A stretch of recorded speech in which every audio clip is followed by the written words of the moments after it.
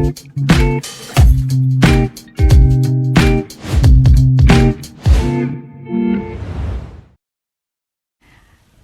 datang di podcast RRI Manokwari. Hari ini kita akan membahas topik yang sangat penting, yaitu pelayanan kesehatan di fasilitas kesehatan rujukan tingkat lanjutan. Bersama saya Angel Boymao, kita akan membahas atau menjelajahi lebih dalam ya tentang bagaimana fasilitas kesehatan rujukan tingkat lanjutan ini memberikan pelayanan kepada masyarakat. Ya, kita tahu bahwa pelayanan kesehatan merupakan salah satu pilar yang sangat penting ya untuk atau dalam kesejahteraan masyarakat, dan untuk memastikan bahwa masyarakat mendapatkan layanan kesehatan yang optimal. Sesuai dengan topik kita hari ini, fasilitas kesehatan rujukan tingkat lanjutan yang selanjutnya disingkat FKRTL adalah fasilitas kesehatan yang melakukan pelayanan kesehatan perorangan yang bersifat spesialistik atau subspesialistik yang meliputi rawat jalan tingkat lanjutan, rawat inap, dan rawat inap di ruang pelayanan khusus. Baik, hari ini kita juga akan berbicara dengan dua narasumber kita yang berperan penting ya dalam penyediaan layanan kesehatan di fasilitas rujukan ini, yaitu bersama dengan tim edukasi dan penanganan pengaduan peserta rumah sakit atau yang biasa disingkat EP3RS, Kantor Cabang Manokwari. Mari kita mulai dengan narasumber pertama kita, yaitu Dr. Aditya Hendrik Risamasu ya. Ya, selamat pagi dokter. Selamat pagi. Ya, keseharian dokter adalah koordinator edukasi dan pengaduan peserta di rumah sakit. Betul Pak Dokter? Betul. Iya, dan narasumber kedua kita panggil aja Bang Daniel Napitupulo. Iya, selamat pagi. Selamat pagi. Bang Daniel ini kesehariannya sebagai staf edukasi dan pelayanan pengaduan peserta di rumah. Betul, untuk staf edukasi penanganan pengaduan peserta di rumah sakit. Di rumah sakit, ya. Langsung saja ya dengan topik kita di hari ini. Mungkin Pak Dokter duluan ya. Mungkin bisa menceritakan sedikit ya bagaimana proses pelayanan kesehatan di tingkat rujukan lanjutan ini. Silakan Pak Dokter. Baik, jadi untuk pasien untuk mendapatkan pelayanan di fasilitas kesehatan rujukan tingkat lanjutan itu kita harus melihat alur pelayanan pasien BPJS secara keseluruhan. Jadi pertama kita lihat pasien untuk mendapatkan pelayanan di rumah sakit, dia harus sebelumnya mendapatkan pelayanan di fasilitas kesehatan tingkat pertama terlebih dahulu. Jadi fasilitas kesehatan tingkat pertama atau kemudian disingkat FKTP itu terdiri dari puskesmas, klinik, kemudian dokter praktek mandiri. Nah, di situ pasien akan diperiksa oleh dokter yang berjaga. Kemudian apabila dibutuhkan pasien mendapatkan pelayanan spesialistik, maka oleh dokter di FKTP akan diberikan rujukan ke fasilitas kesehatan rujukan tingkat lanjut atau rumah sakit.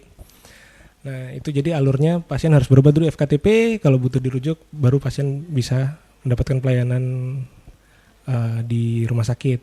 Tetapi pada kondisi gawat darurat, pasien bisa langsung mendatangi IGD di rumah sakit tanpa harus mendapatkan rujukan terlebih dahulu dari FKTP. Begitu. Kalau untuk alur pelayanan kesehatan, mungkin hal-hal yang perlu diketahui peserta atau pasien? Baik, jadi sebagai pasien BPJS harus dipastikan bahwa pasien itu BPJS-nya aktif. Nah, untuk memastikan bahwa BPJS-nya aktif, pasien dapat mengecek secara berkala lewat aplikasi mobile JKN yang dapat diunduh di Play Store maupun App Store. Kemudian bisa juga jika memang HP-nya tidak mengakomodir untuk mendownload aplikasi, bisa juga melalui Pandawa untuk mengecek status aktif kepesertaannya secara rutin, sehingga bisa mendapatkan pelayanan di fasilitas kesehatan. Itu berlaku untuk di tingkat pertama maupun di tingkat lanjut.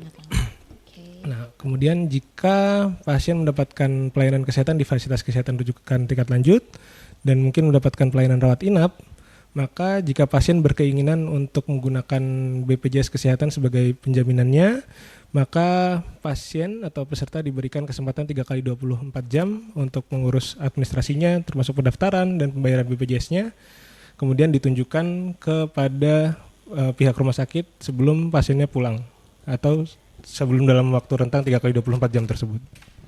Baik, ya penjelasannya sangat menarik ya. Kalau untuk Bang Daniel sendiri nih, ada berapa FKRTL yang bekerja sama dengan BPJS Kesehatan di wilayah kantor cabang Manokwari?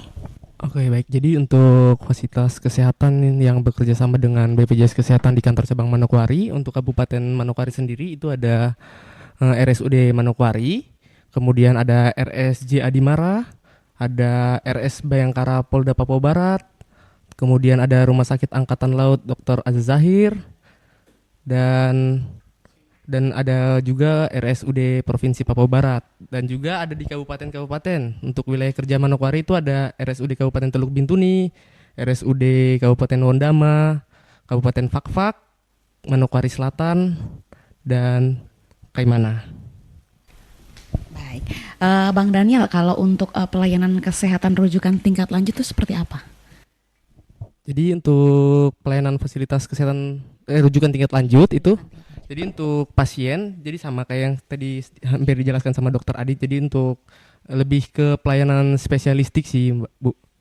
Jadi kalau untuk peserta-peserta, jadi untuk alurnya sama juga. Jadi kayak misalkan berobat awal itu wajib untuk melalui fasilitas kesehatan tingkat pertama terlebih dahulu. Nanti memang apabila memang ada indikasi medis yang perlu ditindaklanjuti, maka akan dikasih rujukan atau diberikan rujukan dari fasilitas kesehatan tingkat pertama ke fasilitas kesehatan rujukan tingkat lanjut, seperti itu. Baik, lalu apakah ada persyaratan tertentu nih untuk pasien mendapatkan rujukan berobat ke FKRTL, atau mungkin pasien dapat meminta rujukan sendiri? Mungkin dari dokter duluan ya yang menjelaskan. Baik, jadi kalau di FKTP, di fasilitas kesehatan tingkat pertama, baik di puskesmas, klinik, atau dokter praktek mandiri, itu ada beberapa, kan di sana dokter umum ya. Jadi ada kriteria kompetensi, standar kompetensi dasar oleh dokter umum itu yang bisa dilaksanakan di FKTP.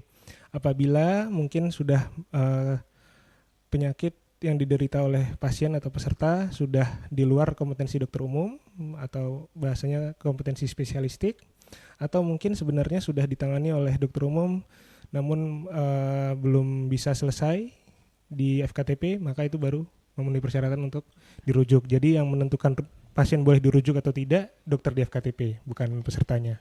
Seperti pelayanan gawat darurat ya? Kalau gawat darurat beda lagi. Tadi yang disampaikan untuk bagaimana kriteria pasien bisa dirujuk ya. Nah, kemudian kalau tadi kan di awal saya sampaikan pasien itu untuk mencapai FKRTL, pelayanan di rumah sakit, hanya bisa dengan rujukan dari FKTP untuk di poli rawat jalan. Tetapi kalau misalnya pasien ternyata kondisinya gawat darurat, maka pasien bisa langsung ke IGD rumah sakit, baik yang bekerja sama dengan BPJS maupun yang tidak bekerja sama dengan BPJS Kesehatan. Nah, mungkin yang sering terjadi di masyarakat untuk gawat darurat ini, jadi pasien merasa mungkin, aduh saya sudah berdarah ini, tidak gawat kah ini gawat, darah sudah keluar, kan darah harusnya di dalam, ini di luar ini. Nah itu pasien mungkin merasa itu gawat. Kemudian atau mungkin pasien sudah merasa sesak. Nah, menurut pasien ini gawat. Nah, tapi apakah itu gawat atau tidak? Nah, sebenarnya kriteria gawat darurat itu diatur dalam Peraturan Presiden Nomor 82 Tahun 2018 di pasal 63 ya. Di situ nanti bisa dibaca. Kemudian nanti di ayat 4 di situ diterangkan bahwa yang berhak menentukan kriteria gawat darurat adalah dokter penanggung jawab pasien. Bukan pasiennya. Bukan pasiennya. Jadi nanti dokter di IGD yang berhak menentukan pasiennya ini masuk gawat darurat atau bukan. Gitu. Iya, luar biasa ya. Dan Bang Daniel, apa saja nih yang dapat disampaikan oleh peserta atau pasien kepada petugas EP3RS nih? Biar lebih jelas ya, atau mungkin Bang Daniel bisa menyampaikannya apa saja yang harus di masyarakat sampaikan gitu kepada petugas. Mungkin pesan buat peserta-peserta atau pasien BPJS apabila memang membutuhkan terkait dengan informasi seputar JKN, kemudian juga ada kendala pada saat mendapatkan pelayanan di rumah sakit, itu bisa langsung menghubungi kami, staf EP3RS di rumah sakit yang ada di wilayah kerja kantor cabang Manokwari. Untuk kontak kami sendiri itu ada terpampang atau terpasang di tiap-tiap rumah sakit. Baik, kalau untuk petugas EP3RS sendiri, tugasnya ini sebagai apa nih? Supaya kan masyarakat datang tidak langsung bertanya tentang pertanyaannya sesuai tupoksinya kan? Boleh? Baik, jadi mungkin kita lihat dari kepanjangan EP3RS-nya saja. Jadi E-nya itu adalah edukasi. Jadi kita ketika kami melakukan customer visit ke rumah sakit atau melakukan supervisi, ketika bertemu peserta atau pasien, maka kita bisa melakukan edukasi kepada pasien, baik mungkin terkait pelayanan kesehatan, mungkin terkait iuran, mungkin terkait kendala yang ditemui oleh peserta, atau jika pasien yang ingin bertanya kepada kita juga dipersilakan. Nanti kalau di rumah sakit kita bisa dilihat pakai rompi hijau. Nanti ada tulisan 1 di belakang. Itu pertama fungsinya edukasi, kemudian P3 itu penanganan pengaduan peserta. Jadi ketika pasien atau peserta BPJS mengalami pelayanan kesehatan yang tidak sesuai dengan komitmen dari rumah sakit dengan BPJS, yaitu mungkin terkait kekosongan obat, kemudian ada biaya yang dikeluarkan, mungkin harus untuk beli kantong darah, atau mungkin ada biaya jasa medis yang harus dibayarkan pasien, maka itu pasien juga bisa mengadu kepada kami dan kami akan berusaha untuk menangani pengaduan peserta tersebut. Nah, jadi mungkin izin kami sampaikan di sini juga, jika pasien BPJS kesehatan sudah sesuai dengan alurnya, sudah lewat FKTP, kemudian lanjut ke FKRTL, kemudian jika dirawat inap pasien sudah menempati kelas sesuai haknya, maka seharusnya tidak ada lagi biaya yang dikeluarkan oleh peserta. Jadi dari awal masuk sampai pulang itu seharusnya pasien nol biaya. Jadi ketika nanti ada yang tidak sesuai, silahkan mengadu kepada kami. Kemudian tadi yang sudah disampaikan kepada oleh Bapak Daniel, kan di rumah sakit ada poster kami.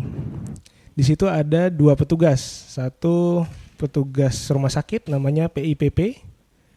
Jadi kalau PIPP itu petugas pemberian informasi dan penanganan pengaduan. Kemudian yang di sebelahnya petugas EP3RS yang dari BPJS Kesehatan. Nah, 2 petugas ini boleh dihubungi oleh peserta. Jadi ketika di rumah sakit mau bertemu dengan petugas rumah sakit tersebut boleh, atau kepada kami di BPJS Kesehatan juga boleh, karena kami sifatnya dengan rumah sakit adalah mitra. Mitra ya. Baik, terima kasih ya Bang Daniel dan juga dokter, penjelasan yang sangat informatif dan juga sesuai dengan namanya, yaitu edukasi pemberian dan penanganan pengaduan ya. Edukasi penanganan pengaduan peserta. Ya. Mungkin berdasarkan 12 pelayanan untuk FKRTL, biasanya pengaduan yang sering didapatkan seperti apa? Mungkin pengalaman-pengalaman dari Bang Daniel duluan mungkin. Kalau untuk pengaduan yang sering terjadi untuk di wilayah kantor cabang Manokwari, itu biasanya peserta, mungkin dari sisi BPJS dulu ya, mungkin peserta melapor ke kami terkait dengan dia punya JKN yang memang saat ini statusnya nonaktif. Kemudian dia menanyakan mungkin terkait dengan solusinya seperti apa ya untuk karena pasien kan saat ini sedang mendapatkan pelayanan, solusinya seperti apa supaya peserta ini bisa dijaminkan oleh BPJS dan tidak melewati waktu 3x24 jam yang telah ditetapkan. Seperti itu sih kalau dari saya. Dari Dokter Adit mungkin.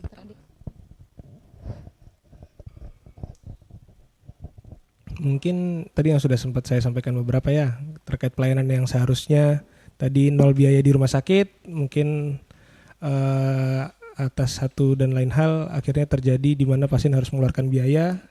Nah, itu beberapa kali sering kami temukan, tapi kami tidak lanjut kepada rumah sakit untuk akhirnya dilakukan pengambilan biaya. Tapi kami himbau kepada peserta BPJS Kesehatan, ternyata pengaduan peserta itu kalau digali-gali banyak.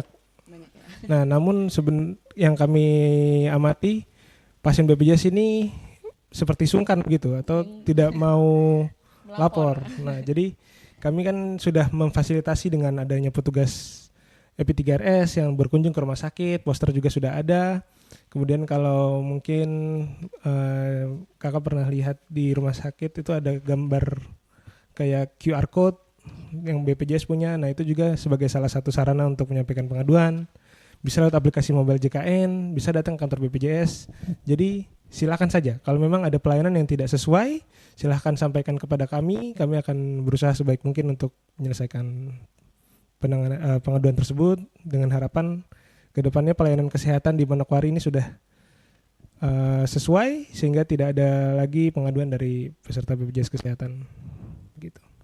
Baik, dan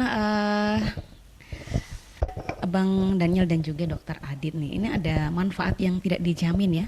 Beberapa layanan kesehatan tidak dijamin BPJS. Seperti apa itu? Mungkin dari Bang Daniel duluan. Untuk dari saya sendiri, untuk manfaat yang tidak dijamin oleh BPJS Kesehatan ya, itu mungkin sesuai kalau dari Perpres 82 tahun 2018 itu ada salah satunya yang berbunyi bahwa yang tidak sesuai dengan ketentuan perundang-undangan rujukan atas diri sendiri. Jadi atas apabila pasien memang kondisinya dia masih bisa dirawat di FKTP, betul. Tapi kemudian pasiennya meminta, saya mau dirujuk ke dokter ini, jadi permintaan sendiri gitu juga nggak bisa. Tidak bisa dijamin ya. Ya, jadi pokoknya harus sesuai. Kalau misalnya menurut dokter perlu dirujuk, maka dirujuk. Nggak bisa kalau kita minta sendiri. Terus juga ada contohnya mungkin terkait dengan kecelakaan kerja yang memang dia sudah ada penjaminnya sendiri. Kemudian ada juga yang tujuannya untuk tujuan estetik. Itu yang tidak dijamin oleh BPJS Kesehatan. Dan masih ada beberapa lagi. Itu untuk lebih lengkapnya ada di Perpres 82 tahun 2018. Atau langsung ke pengaduan saja atau penanganan ya, melapor atau untuk mendapatkan informasi ya. Luar biasa ya. Kami juga sangat senang ya berbagi pengalaman atau mendengarkan pengalaman-pengalaman positif dari Dokter Adit dan juga Bang Daniel ya. Dan ya mungkin kita sudah sampai ya di akhir podcast kita di hari ini. Dan yang terakhir apa saja nih atau mungkin saran dari tim edukasi sendiri kepada peserta atau pasien? Mungkin dari dokter duluan.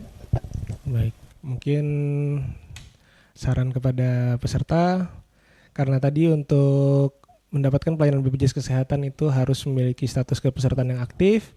Maka jika memiliki ponsel baik itu Android atau mungkin iPhone, silahkan di-download aplikasi mobile JKN, login di situ, nanti bisa dicek status aktif kepesertaannya, kita bisa cek fasilitas kesehatan terdekat, kita mau rubah data juga bisa lewat aplikasi tersebut. Jadi kami sarankan pertama download aplikasi mobile JKN. Kemudian yang kedua, ketahui manfaat BPJS Kesehatan itu apa, haknya apa saja, alurnya pelayanan kesehatan seperti apa, sehingga nanti pasien sudah mengerti apa yang harus disiapkan ketika mendapatkan pelayanan kesehatan. Kemudian yang ketiga, jika memang mendapatkan pelayanan yang tidak sesuai ketika di FKTP ataupun di FKRTL, jangan sungkan-sungkan untuk menyampaikan keluhan atau pengaduannya ke BPJS Kesehatan. Gitu. Dari Bang Daniel? Mungkin kalau dari saya sendiri mungkin tidak beda jauh dengan Dokter Adit ya. Jadi untuk peserta yang pertama memang kami sarankan untuk memiliki aplikasi mobil JKN karena memang aplikasi tersebut memang sangat membantu untuk peserta sendiri. Dia bisa mengecek keaktifan pesertanya. Jadi di saat peserta mau mendapatkan pelayanan, dia bisa mengecek terlebih dahulu nih status kepesertaannya. Kemudian sehingga pada saat mendapatkan pelayanan tersebut tidak ada kendala-kendala administrasi lagi. Kemudian yang berikutnya untuk peserta-peserta BPJS apabila memang ada membutuhkan informasi seputar program JKN atau mau menyampaikan terkait dengan pengaduan atau keluhan, jangan sungkan-sungkan untuk menghubungi kami staf EP3RS yang ada di rumah sakit. Seperti itu sih Mbak. Baik, terima kasih ya untuk Dokter Adit dan juga Bang Daniel untuk kesempatannya hari ini. Demikian podcast kita hari ini tentang pelayanan kesehatan di fasilitas kesehatan rujukan tingkat lanjutan bersama BPJS Kesehatan cabang Manokwari. Kami berharap diskusi kita hari ini bisa memberikan wawasan baru ya mengenai pentingnya sistem rujukan dalam menjaga kesehatan masyarakat terutama di daerah kita Manokwari. Sampai jumpa di episode podcast RRI selanjutnya. Tetap jaga kesehatan dan salam sehat untuk kita semua.